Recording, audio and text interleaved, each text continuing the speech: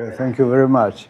Okay, so it's my pleasure to be again, and my talk is this talk is continuation of the first talk that I gave, but some people were not here. That's okay. I'll try to do it self-contained. So the topic here is barrier relaxation of the classical and quantum optimum transport. So I'll try actually to concentrate on quantum, but to give you an idea, it's better also to look on the classical case. Okay, okay, so let's do like that. So here is the motivation, so the overview. So first motivation, classical bipartite optimum transfer problem, entropic relaxation, Sinkhorn rescaling algorithm. We saw all these ones before. Now this is a new stuff, barrier relaxation of the classical problem, then modified Sinkhorn rescaling algorithm, then quantum bipartite optimum transport, entropic relaxation, barrier relaxation, dual, and IPAM for the dual. And maybe I put some more slides, but I'm not sure how much it will take me time to talk. Okay, so what's the motivation? So in the last 15 years, significant progress was achieved by considering entropic relaxation of the classical bipartite or multi-partite problem. And that was exactly what Jean Bernard asked. Why O(n) square? Why do you need all this relaxation? It is because it's a pay up from O we are talking everything about discrete case from O(n) cube to O(n) square. And if n is very big, that's a big difference. Okay, so there's the entropic relaxation for the multi-partite gives rise to the rescaling of a given tensor. So this scaling can be achieved first with the Sinkhorn type algorithms. Now recently here, when I was here the first time, I heard the talk of Lorenzo Portinale, right? And so I said, wow, you can do it also the same for the quantum case. But the problem is, in my opinion, that the analog of the scaling Sinkhorn algorithm is much more complicated. And so this is actually the object of my talk, is to show that the standard interior point method from the primary, but actually better for the dual problem of classical and quantum problems can be considered as a barrier relaxation instead of the entropic relaxation. So it's well known that the dual problem is advantageous because it has less variables. For example, in the classical case, essentially from n square variables, we go to n or 2n, okay? And so for the IPM, for the dual, so the dual problem, the classical even multi-partite optimum transport problem are not as fast as Sinkhorn type algorithm. So I will show you how I think my guesses maybe it's not so bad, it just maybe log n slower, but I cannot prove it, or maybe it's wrong. But I think for the IPM method of the dual of the quantum optimal transport is much efficient, and this is the way to go.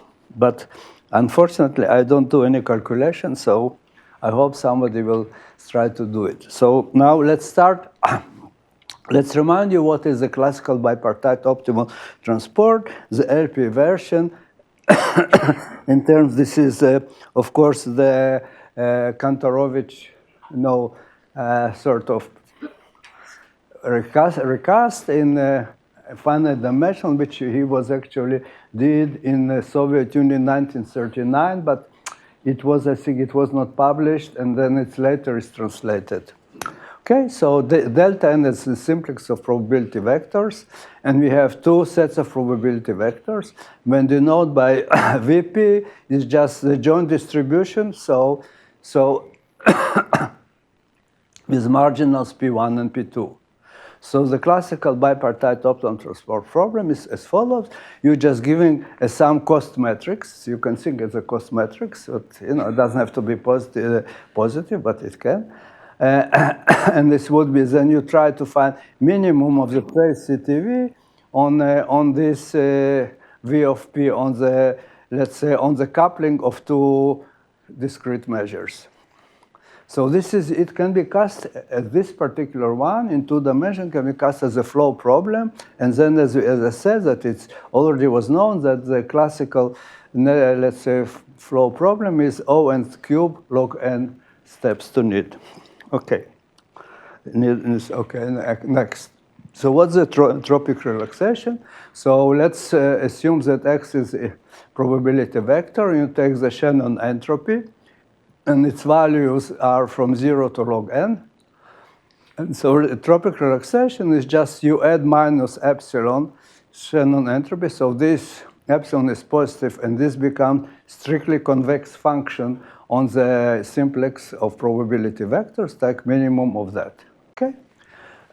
And this is, of course, the Shannon entropy for joint distribution looks like that.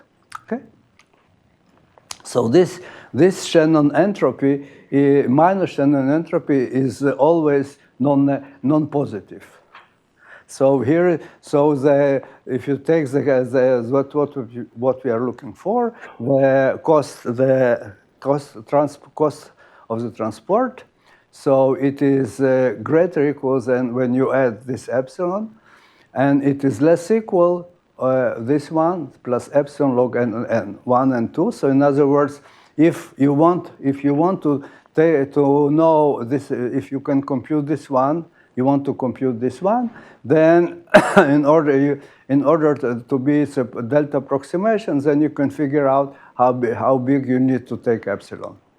Okay, so the minimum achieved at the point V star, and V star must be a positive joint distribution. Why? Because if you take the derivative of this function on the boundary, it's going to be there.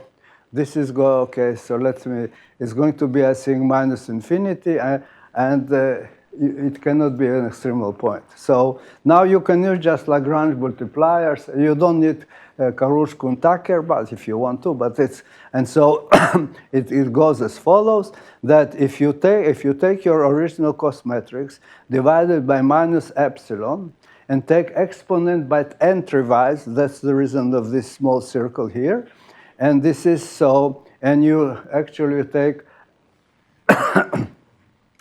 scaling from left and from right. So this is your V star. So explicitly each element is like that. So now this is I found in Couturi, but actually according to that what I heard, I think Jason Altschuler, well, I don't see him here, but he told me that this is the fact that, that entropic relaxation was already proposed for some other problems in the around 60s. But yes, okay, so let's continue. So therefore, we need to rescaling problem. So what is the Sinkhorn rescaling problem? So I think that people heard it. So what you do, you start from E to K. So therefore, you just divide each row by particular constant, by the sum of the elements in the row, and then you make it to be that it has let's say the marginal is going to be P1, and then you do the marginal is going to be 2, and you repeat it, and it converges, and you stop it when you want that they're close to delta. So this is in optimization is called coordinate descent. So because essentially you can put it in such a way that it is a solution of the convex optimization. I think I'm not going to write it down now. So as I pointed out yesterday at Jason Altschuler talks, that my opinion is that if so let's look what is the problem. See, the problem is as follows: that you see, if you look at this entry-wise, suppose all of them are positive. You can always do the shift. So you see, so if If this is very positive, very big, suppose the minimum of the Cij is 1 and the maximum is 10 to the power 8, okay? So when the maximum is, so this is when the minimum is 1, it's minus 1 over epsilon.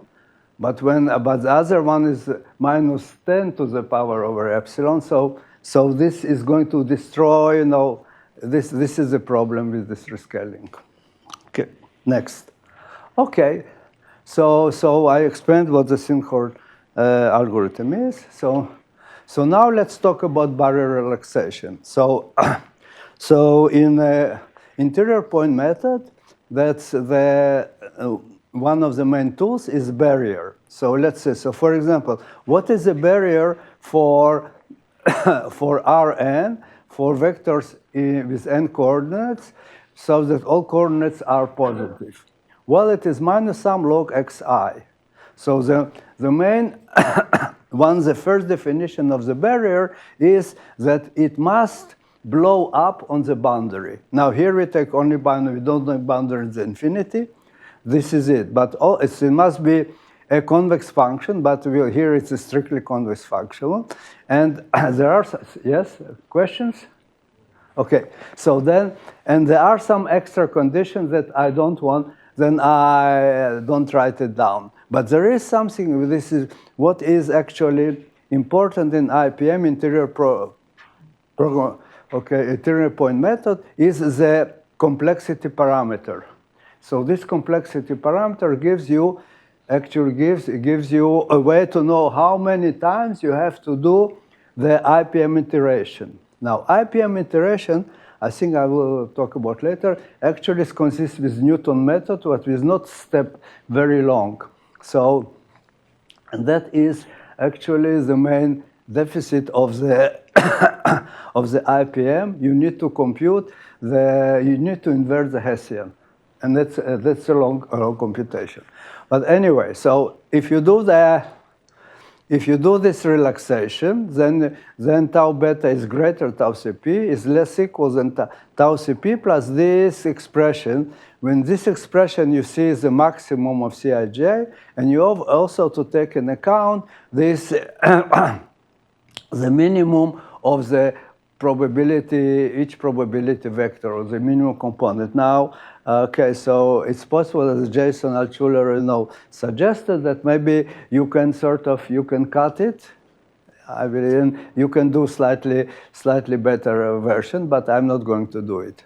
So the idea is here, this is unique. And again, so now, what is the optimal solution? Now, optimal solution now is that you take epsilon, you take this matrix Cij minus ui1 and ui2, and this is the minimal matrix. Now, in order to make everything unique, you need to assume that the sum of the, let's say, vector u's and sum of the vector v's is the same. So then the map from let's say, okay, the map from okay, I think that I will discuss it in the next slide. But the point is that I think I don't see here the same problem as before with rescaling with epsilon, but I may be wrong. Okay, let's see.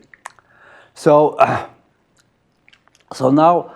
So first of all, I mean, let's see. So first of all, you define this matrix. The Cxy is C minus X. It's a column, and this is a row, and this is column. So this is the matrix Cxy. And in order, you know, we need to stay when it's this matrix is non-negative. So we are looking on D hat, but we want to be positive.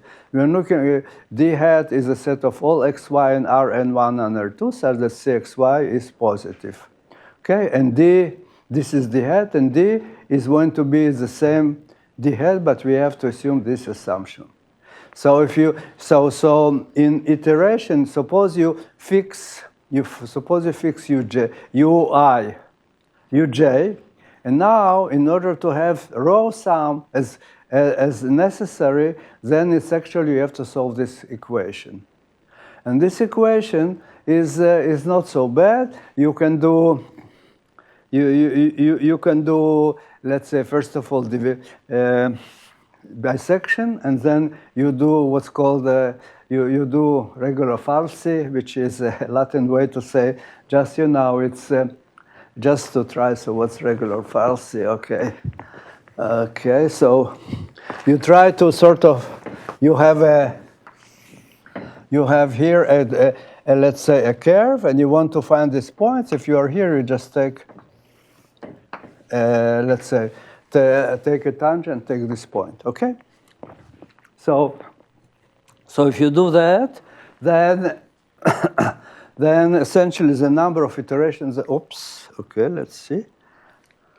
Then the number of iterations that you need in order to approximate with delta. Now it is in Sinkhorn algorithm you take exactly, but what does it mean exactly? Because you do floating points, so you want to approximate it with delta. Okay, so instead of ON as in Sinkhorn,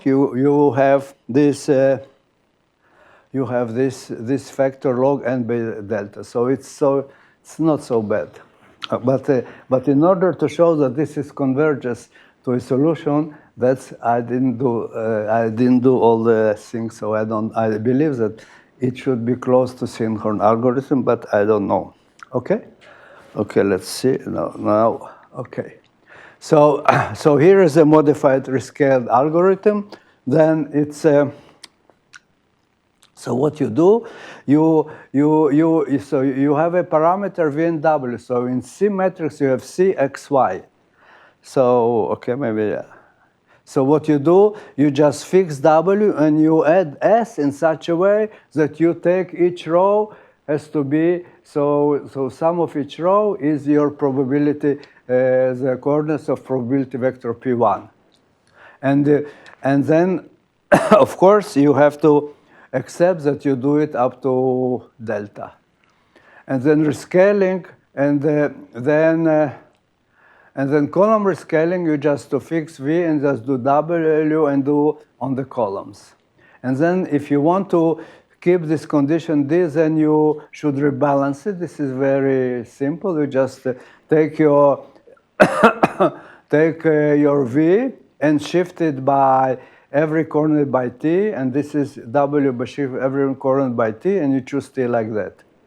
Okay, so this algorithm is complexity is the complexity of Sinkhorn algorithm times this factor. Okay, questions? No questions. Next. Okay, so now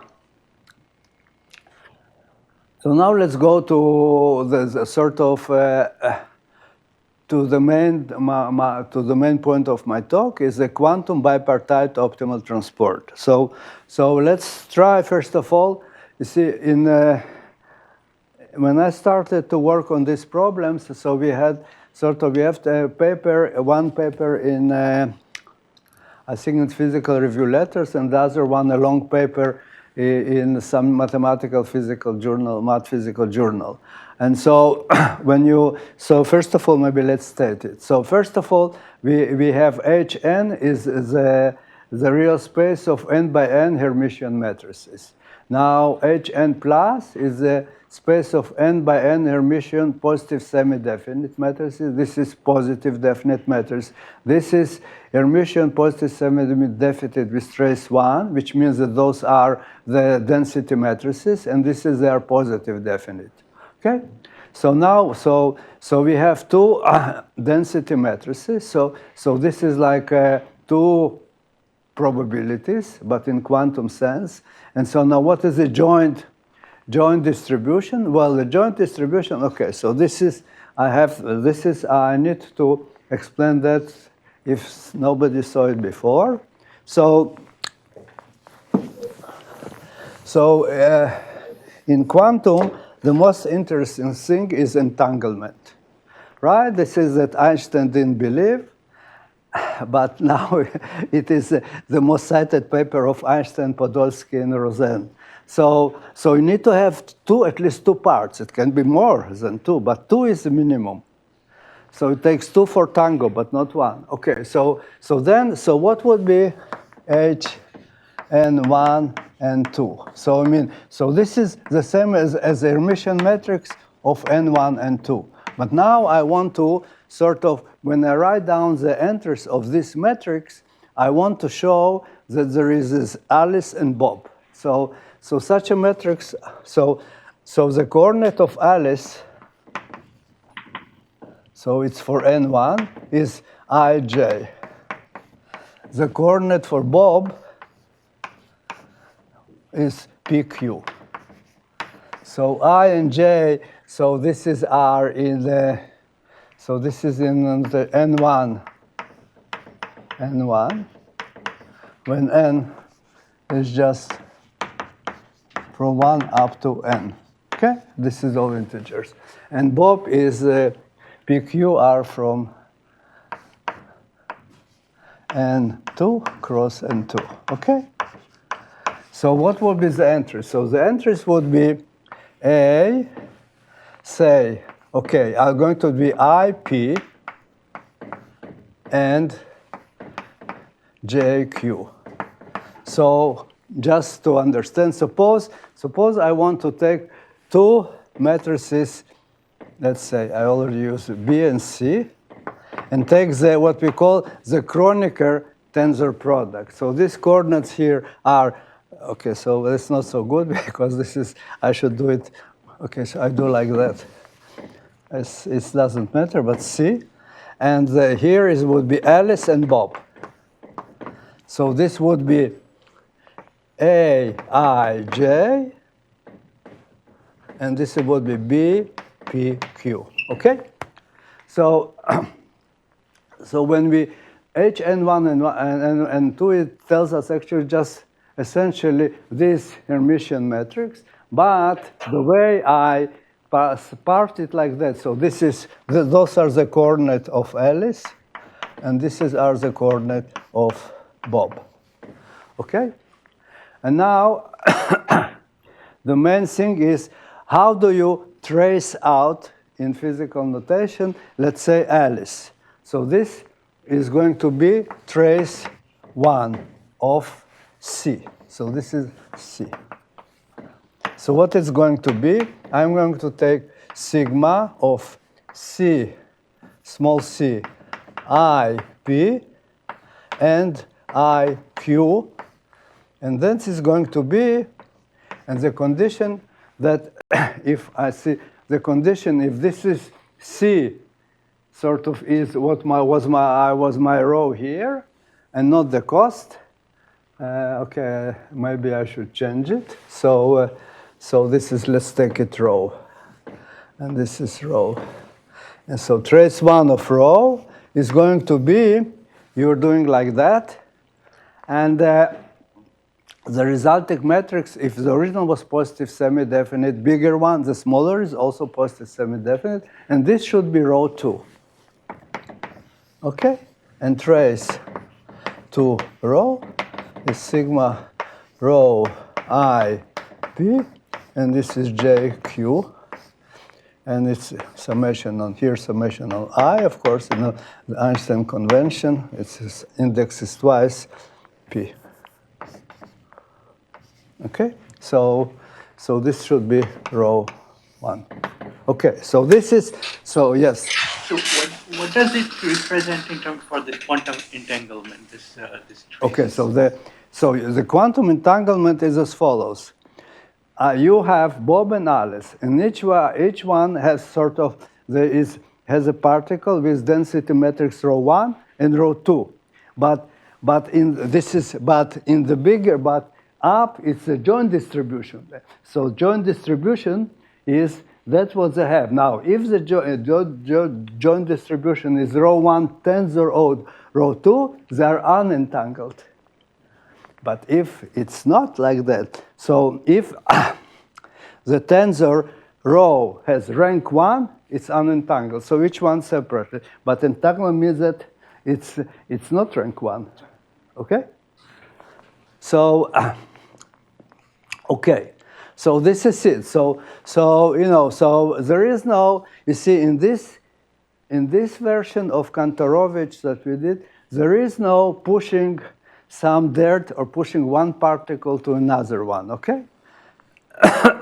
So now you say, so now you have, so now this is the set of gamma rho 1 or rho 2 is a set of all, let's say, entangled particles, which that's their distribution when Bob and Alice, each one have rho 1 and rho 2. And now you say, okay, and this C would be a Hermitian metric. You can say it's positive definite. That would be the cost. And then you take trace C rho. This rho is positive semi-definite. Let's suppose C is also positive semi-definite, so it's non-negative. Okay? And then you take, and that's a minimum of that is the cost. Now, there is some interpretation. I talked about it first lecture. If you want to see, this is, I mean, I can send you my talk, but it's also on YouTube. Okay. So what is about, so I will describe how IPM works, but what is the complexity? So the complexity is, okay, it is polynomial, so n9 log nr divided by delta. I'll explain what is r. And delta is that you want the error estimate. So, so this is a direct problem. And the disadvantage is that the number of variables is the number of variables is rho. It's essentially n to the power 4. Of course, there are conditions. Those are conditions. So this is, you can say it's 2n square condition. But it's nothing to compare with N4. Okay. Questions? Okay. So you cannot improve like this disadvantage. I mean, you cannot address this like by.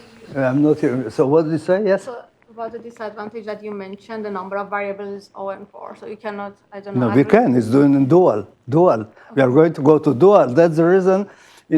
Everybody does dual, and also Lorenzo, because in dual version we have only the rho 1 and rho 2, okay? Okay, so next. Okay, so what would be entropic relaxation? Okay, entropic relaxation would be as follows. So now the entropy for for positive semi-definite matrix is trace 1. It's just if you look at the eigenvalues, they are non-negative sum 1. So this is it. So this is the von Neumann entropy. Okay? And now it's as before. This is minus 6 is non-zero and strictly convex. So you do this entropic relaxation, and you have this same inequality. Now, because the number of eigenvalues of n square, because now you have, so because in this matrix, this one you are going to go to, as I say, I assume that n1 and n2 are the same, and just for simplicity, then it would be log n squared, because that would be the number of eigenvalues. Okay?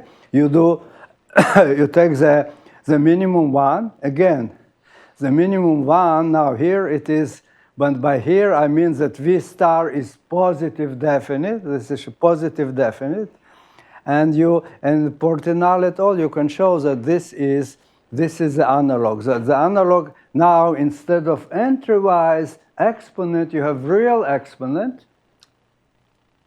You have C matrix. The C which appears in trace here is 1 over epsilon, and here you have U1 tensor IN2 and UN2 tensor IN1 identity of 1 to U2. Now you see in the so this is essentially the number of parameters here is 2n squared, because this is Hermitian and this is Hermitian. Okay, and this also it comes in dual.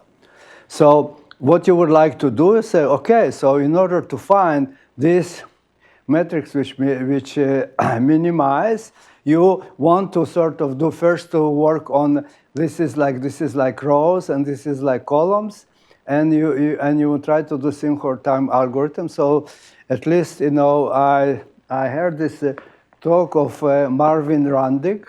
Okay, so on the workshop number 1 then.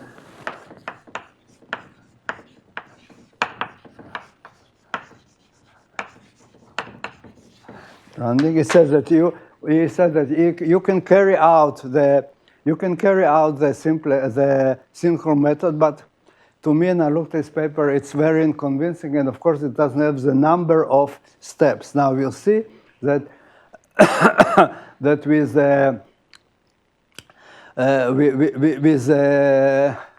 barrier, the number of steps would be much less. Okay, I know the number of steps. Okay, so this is, so yes, any questions? Yes. There's another question that seems quite related, which is this operator Sinkhorn, I think that by Gervitz. Okay, one second, because my hearing, sorry. Let's just because, can you ask louder, because I'm not hearing well, yes? It's a different problem, which is like operator Sinkhorn. Yes. By Gervitz. What is the difference here?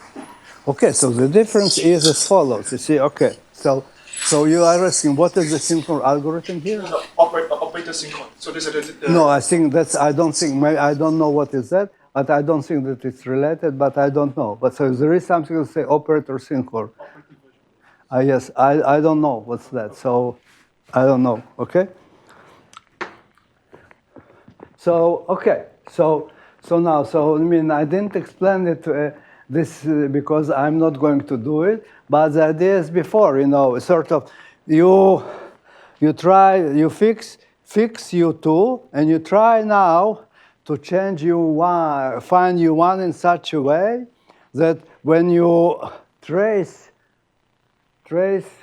out trace 2, you are going to get row 1. Okay, and here, so because you need this condition, trace 2 of row, it should be row 1. So you try to find U1 which satisfies this condition. This would be Sinkhorn method, and then the other way, and you have to show its convergence. He claims that you could do it. Okay, but I don't think this is simple, and I think it's costly. Well, anyway, let's continue. Okay. But it has the same problem that I pointed out before.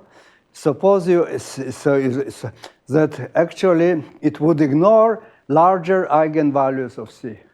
Because then you see when the larger eigenvalue is much bigger, so it would ignore it. But this is maybe what physicists do, because they're always talking about ground state, and ground state is the smallest eigenvalue, okay? But that's what it is. Okay, so, okay. Next, okay. So what is barrier relaxation? So barrier relaxation for positive definite matrices is just, looks very simple, and is minus log determinant, okay? And it's strictly convex. So now you do barrier relaxation with this one. Now again, you can show that this is the minimum. This one is going to be greater and would be less than this expression when C is similar expression as did before in the,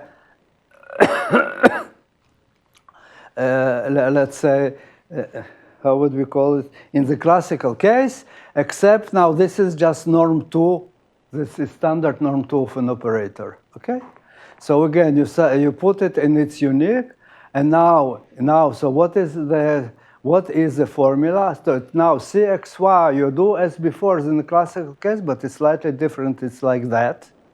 So again, in Cxy, you have, this is the the dual parameters, just hn1 and hn2. So it's much smaller number of parameters. So it's n by n, it will be 2n squared.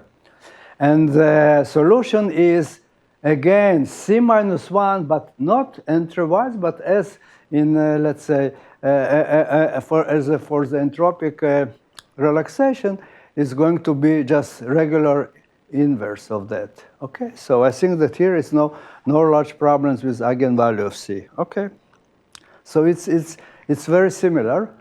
Now, so how, just for a moment, how as SDP solution works? So here is a sort of simple outline. So what you do is as follows. First of all, you look in a subspace in Hilbert's, in Hn1 and 2, such that trace 1x plus trace 2x is equal 0. and you start with your starting point is with, let's say, what we call unentangled row 1 tensor row 2. Okay? And then what you say, I'm going to consider all matrices here. What do I see? Okay, all matrices of the form row 2 plus x such that they are they are positive definite. But because the trace of 1 and trace of 2 of x is 0, it will give you exactly trace of row 1 and row 2 as needed. And now what you do, and this is a beta row without any epsilon. And now you, first of all, you are starting with this point. When t equals 1, this is, so you see t equals 1, the gradient of this function would be 0, because this is a gradient and here it's a linear function. So this, when we start at t equals 1, row 0 is actually the optimal solution. But now we are going to decrease t in controlled way such that we are going to obtain a approximate solution to the gradient of beta row equals 0. And so, and this is called the center. And so, and the way we do it by Newton method. And this is the most expensive part of Newton method when you take the inverse of beta. But it depends, it depends if we are in a dual case or not. I'll explain to that. And then after after you get to the center, now you change the horses. And now you switch to this TC, to the problems that really you want to do it with t, with parameter t. If you divide this by 1 over t, you will see this would be a trace of this c in, and this is going to be in our set, and this is 1 over t is epsilon. And you go like that until and use Newton's method until you get delta. Now, so that's now the number of iterations that you need is O of theta of square theta b, and this log constant. What is R? R is the ratio of the outer ball centered at my initial point, which was row 1 tensor row 2, which contains the minimal point, and R interior is the radius of a ball which contains inside my D. Okay, and you can calculate it that this is like that, and so this is the number of iterations that you need. So next, okay, so. So let's talk, how do you compute the gradient Hessian of minus log determinant? Suppose you start with just your initial matrix I. So you put Z, actually, any n by n complex valued matrix, doesn't matter. And of course, when you take log, you need to say what is log of determinant of I is 0, because log you have to specify the branch. Okay, so when you do like that, the claim is that this is the expansion. Trace of the k like that. It's easy to prove. And now, if you do first and second term, so this would be the linear term, and this would be the quadratic term. Now, if you assume that z is Hermitian, so this is x would be real symmetric, and y would be real skew symmetric, then you see is actually, of course, the quadratic term is just diagonal, and it's all squares, so this is positive definite, okay? Now, what happens if you want to take A plus W? So you assume that A is, suppose A is Hermitian positive semi-definite, but it doesn't have to do. What you do, this small trick. You take A and A minus 1, and the determinant of a product of matrices is the product of a determinant, and you get this one when Z is like that. And now you do plug it here. So to compute the after you computed the C minus 1, the A minus 1, this is the bottleneck or the most expensive usually. You need to, so you want to compute the gradient. So this is, I think it needs like O n cube after you multiply by A minus 1. Okay, but the point is that if you do it direct problem, not the dual problem, then to compute the Hessian is a lot of terms. It's O and H. And therefore, this is therefore I get what I told you before. Okay. Now let's go to the dual problem. So the dual problem is as before, CXY is like that. This is D hat and D. And now you take the the dual problem for SDP is going to be supremum on this one when CXY is positive semi-definite. Now again, supremum doesn't have to be achieved unless you assume that row 1 and row 2 are positive definite, and we have example in our paper, let's say in different papers that I mentioned. Now, so what would be the barrier here? The barrier would be minus log determinant CXY. So this barrier has 2 and square parameters. You take your function trace 1 to minus epsilon beta q. So this function is concave because now you want to maximize that, because here is maximum or supremum. And if you do this dual one, it would be the same as k capital beta, and the solution is like that. So this is the good thing to do, the dual one. Now, next. So the problem with IPM when you want to apply to the dual is that you need it in a bounded domain. If it's unbounded, you don't know how it will work. So for that, we need to estimate our, let's say, our solution, these solutions, the maximize. So suppose you assume that CXY is positive semi-definite. Suppose to assume, so what would be the minimum of this trace C row? When you just row is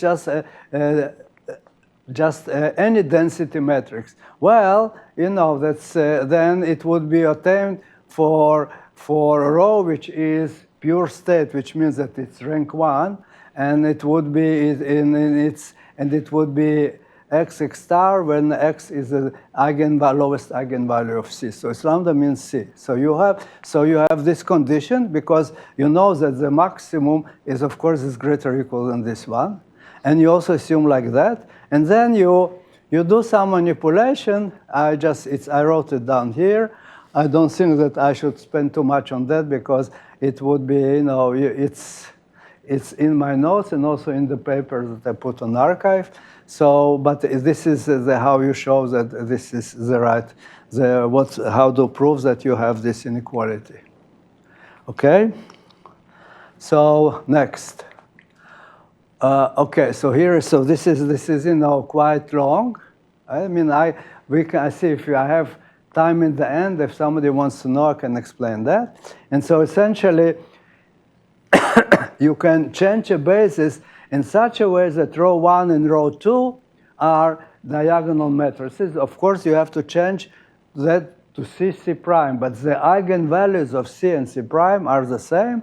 And then you use the scalar that says the classical thing, and you have these inequalities. Okay. Okay. So what do we need to do to implement IPM for the dual B?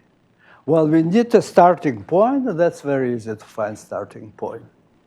And now we want to have to stay our interior point method to stay in the ball. Well, that's very easy to do because you have to amend this barrier with the barrier for the unit for the ball. And so in other words, you modify the barrier with the barrier for the positive definite matrices, and plus a barrier for the for staying in the ball. Now I see the complexity parameter of this part is very simple. It's only 1. So and you also have to show that R of let's say R outside is R. That was what we discussed before. For R inside is 1 over square root of 2. Okay. And now you just plug it to IPM and do it, because the solution must stay inside the ball, and you know that the maximum solution is also in the ball. So what are, let's do the number of the theta complexity of this guy is n1 n plus 2 plus 1 is less equal now because we're doing on the subspace. So the number of iterations for n1 and 2 it would be O(n) and log of this expression. Now, what was the complexity? Now here the complexity is better because really what is the main obstacle is to inverse this matrix. This is because the matrix n squared by n squared, so you need O(n)(6). And all other are not more than O(n)(6), so therefore, you see, we dropped from n9 to n7. But of course, it is awful. Why? Because it's n7 is very big. But, you know, the problems in quantum mechanics Schrodinger equations, they are really complex, and we saw it in the first workshop. Okay, so, okay. Now, I have 3 minutes, so we can so it's no problem to generalize that to multi-partite. So what is multi-partite? So it would be just you have now, so you have instead of Alice of Bob, you have D persons, and and each one sort of possesses its own part of the system. And then what would be, so what would be, this is R, and what would be gamma R? You take rho, which is in this n1 up to nd, so it's in other words, this Hermitian matrix of order product of all this one, well, it's big. And then if you trace all of them except of person I, then it's going to give you rho I. And you do minimum of that, so you do practically the same like that, and everything just works like, everything works like in bipartite. Okay, so you do Lagrange multipliers, and what is the minimum? So Cx1 xd now is going to be C. You take just tensor product, which all identities except as xj.